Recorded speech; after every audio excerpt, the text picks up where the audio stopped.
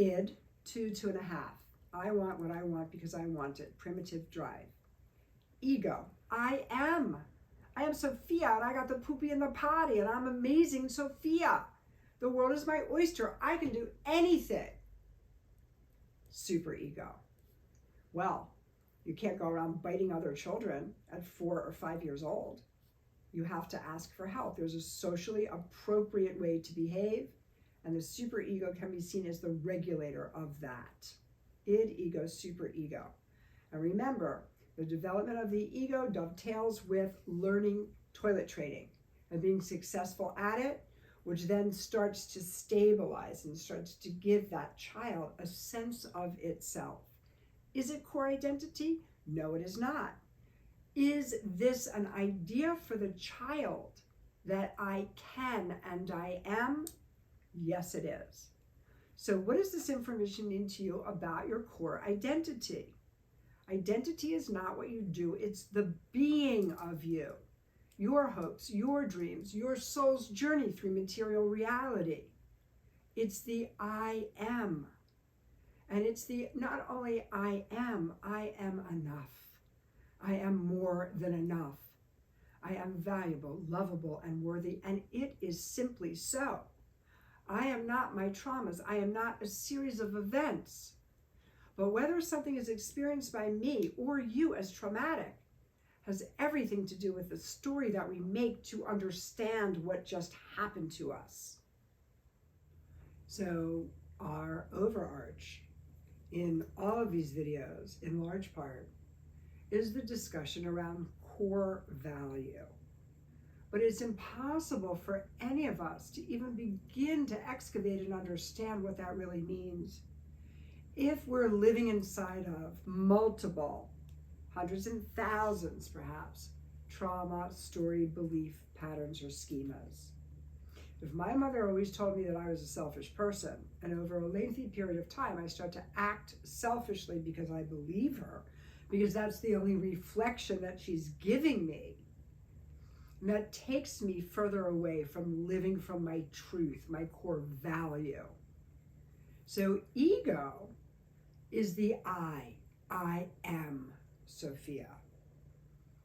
Core value is my deepest truth of the spiritual being that I am.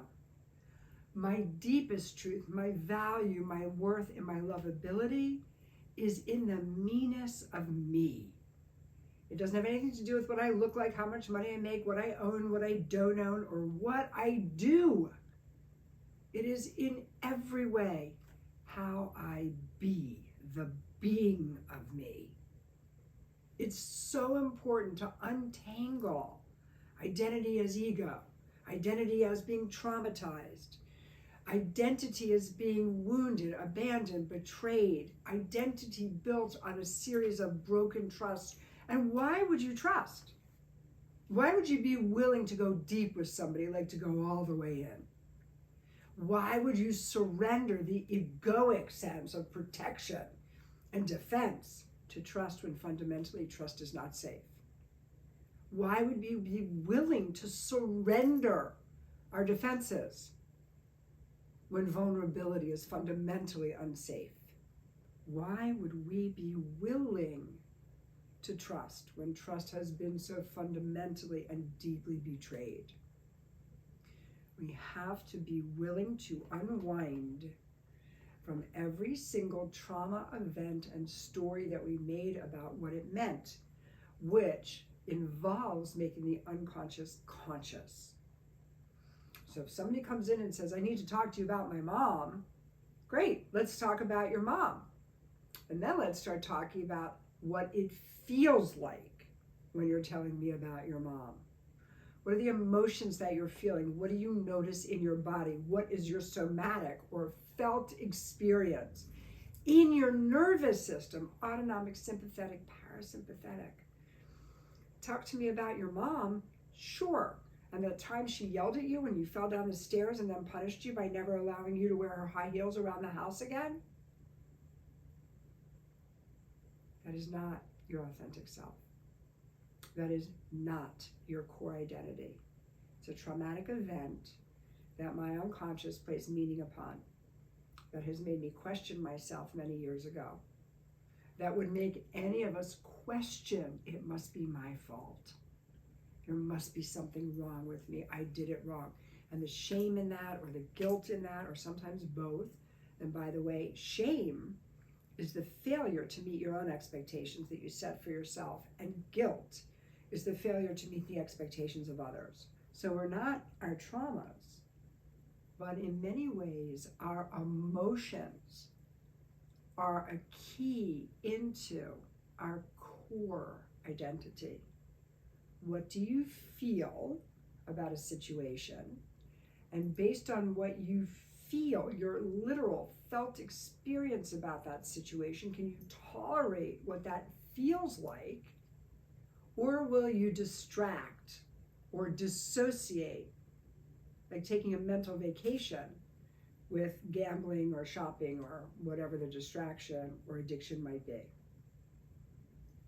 Emotions for many adults are seen as utterly unsafe. And we have gone over the childhood landscape and the developmental experience through a couple of different perspectives, Winnicott, Freud, Erik Erikson. And we must talk about the value of our emotional body. Our emotions are keys to our inner world. And so often I find that adults are frightened of big emotion. So we have to cultivate and stretch our internal capacity to tolerate what has previously felt intolerable. And what are the emotions associated with this? Your emotions are part of your internal guidance system. They are supposed to keep you focused on true north. But so many adults believe that if they really open themselves up to feel what's there to be felt some way, somehow, it's going to cause them damage. That is a lie. It is a story. And there is nothing true about it, because remember, my beloveds, you have to feel it to heal it. There is no other way. And in spiritual communities, I see bypasses and shortcuts all the time.